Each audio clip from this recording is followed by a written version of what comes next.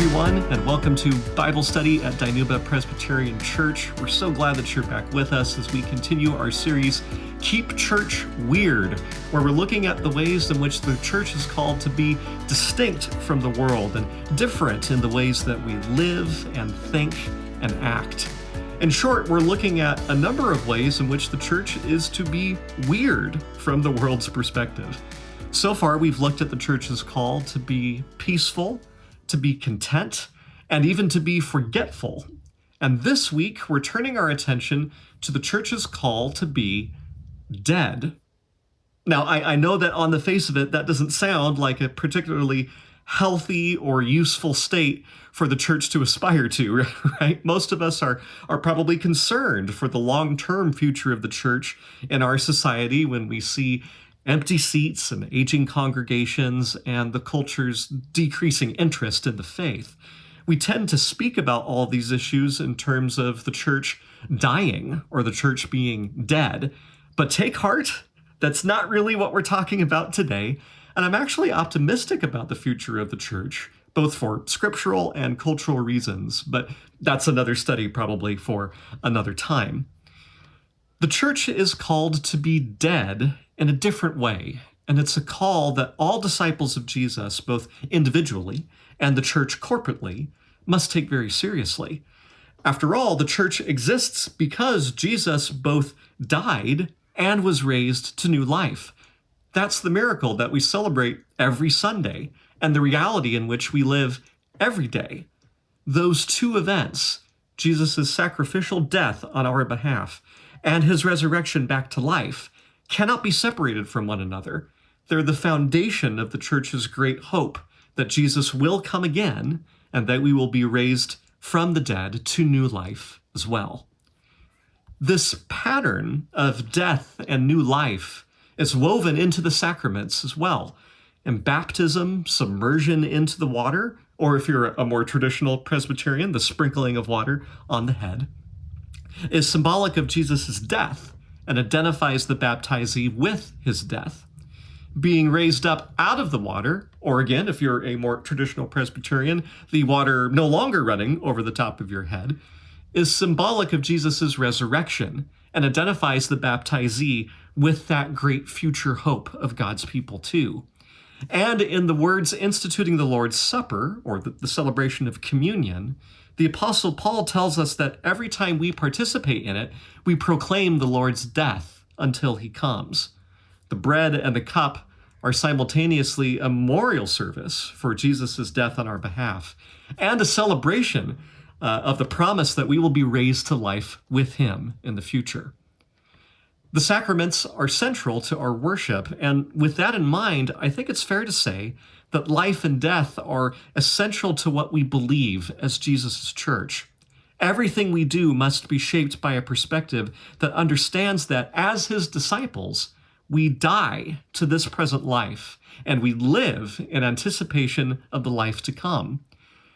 Interestingly, this idea is a part of Paul's larger argument in Colossians, which we looked at right at the beginning of this series in our introductory week.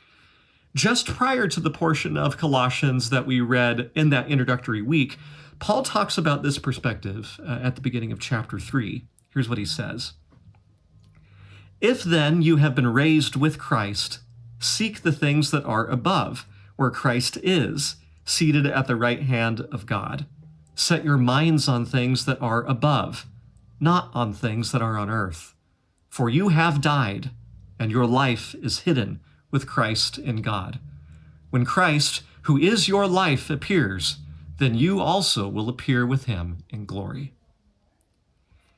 This perspective on death and the life to come has faced quite a lot of criticism over the last 100 years or so, give or take a few decades, right? You have probably heard the phrase, whether in preaching or in Bible teaching, that some people are too heavenly minded to be any earthly good. It's often said in jest, but the underlying idea is that an overemphasis on thinking about the life to come renders a Christian ineffective in dealing with the day-to-day demands of living, working, and even serving. It's a kind of blindness that obscures present reality, and that can lead to Jesus' disciples being aloof or uncaring or unreachable.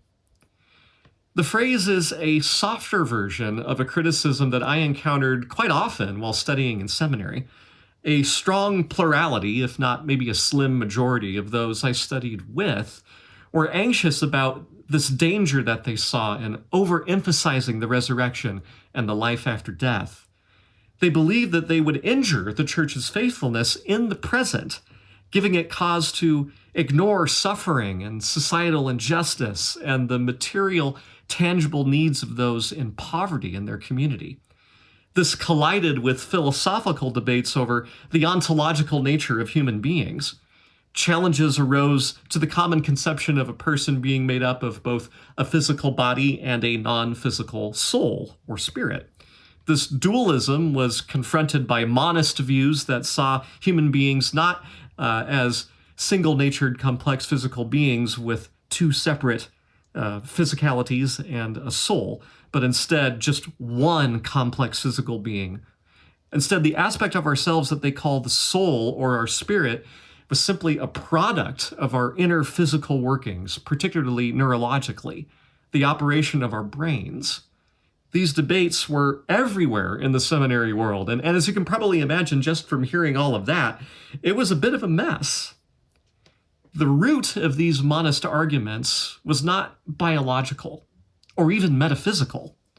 The real interest and value driving those contentions was not actually about the ontological nature of human beings. At its core, this argument was deeply and profoundly ethical. Teaching too much about dying to ourselves and being raised to new life when Jesus returns could result, they feared, in tragic, unaddressed, and unalleviated suffering because the poor and those in such great need in the present could be ignored. They could find solace in the fact that, after their grievous circumstances led to their death, they would, in Jesus, be raised again. The danger of such a cruel perspective being derived from the church's call to be dead to ourselves and alive in Jesus was so great, the possibility of error so extreme, that many believed an extreme caution was necessary when teaching the subject. In that school of thought, the hope of resurrection from the dead grew more and more muted, and the truth of resurrection grew less and less certain. At its most committed, this way of thinking would say that any acknowledgement of the afterlife was a threat to ethical behavior in this present life. The two could not coexist. You may have encountered thinking like that outside the confines of the seminary world. And on the surface, they really seem to comport with a lot of our modern YOLO-esque philosophies. That's an acronym for you only live once, for those who may not be familiar. And by the way, dedication to this maxim that you only live once leaves one quite susceptible to fear of missing out. So YOLO leads to FOMO, as it were. But it's very important to mention and to understand that the underlying concern of these perspectives that see great danger in teaching death to self and the life to come are not bad. They're not evil. They're born out of a true desire to follow Jesus' commands to care for the poor and the orphaned and the widowed and the imprisoned, all those who are invisible and so often left behind.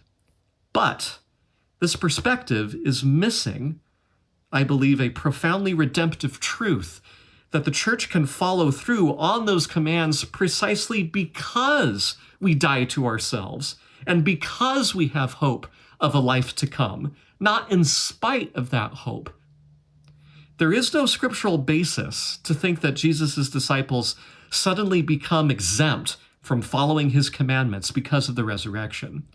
Jesus offers no such allowance, and James, of course, says in chapter 2 of his letter, if a brother or sister is poorly clothed and lacking in daily food, and one of you says to them, go in peace, be warmed and filled, without giving them the things needed for the body, what good is that?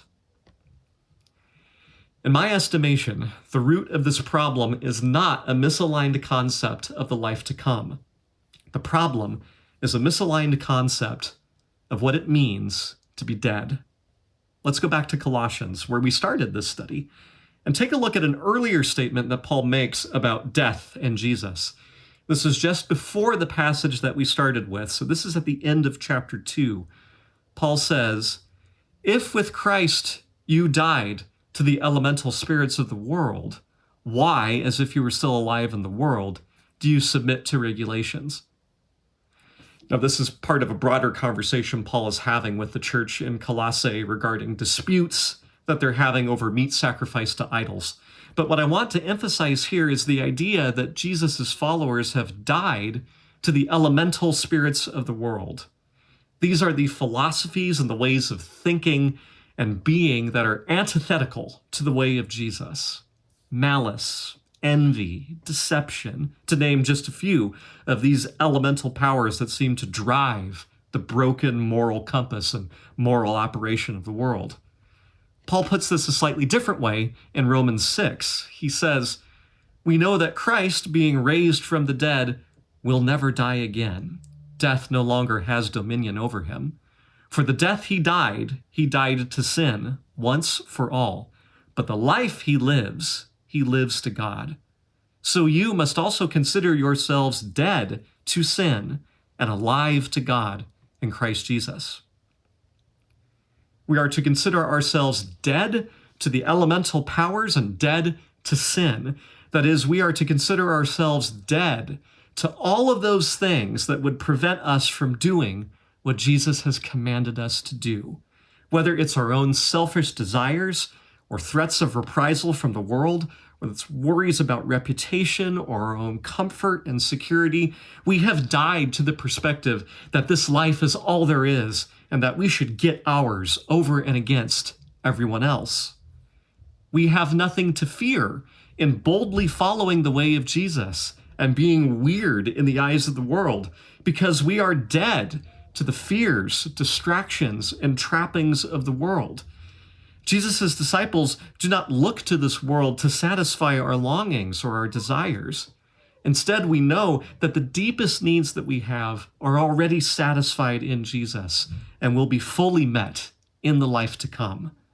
We live a life deferred. We are already dead to this world and have no need to play its zero-sum game in competition with others.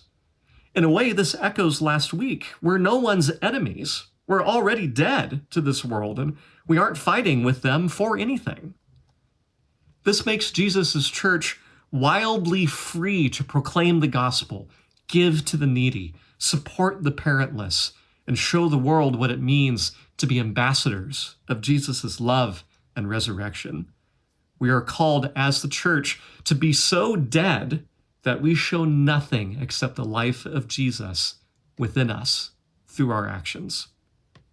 Death to sin and the promise of the life in Jesus to come should not be separated from each other in our thinking and how we conceptualize our faith. They are both integral components of the same whole, just as Jesus' death and resurrection cannot be divided, as we mentioned before. It is only with both in mind as a single way of being that we can be so dead, so weird, that the world will see Jesus and know that he calls them to die and to live again, just as he has called us. Our study will be on break again next week for Christmas, but we will be back the following Saturday after the Christmas holiday for another way that the church is called to be weird in the eyes of the world. I hope you will join us then. Until then, Merry Christmas. God bless you during this holiday. Pray you're together with family and friends, and that you know the presence and the peace and the joy, hope, and love of Jesus who came down to earth for us. So with all that said, we will see you next week.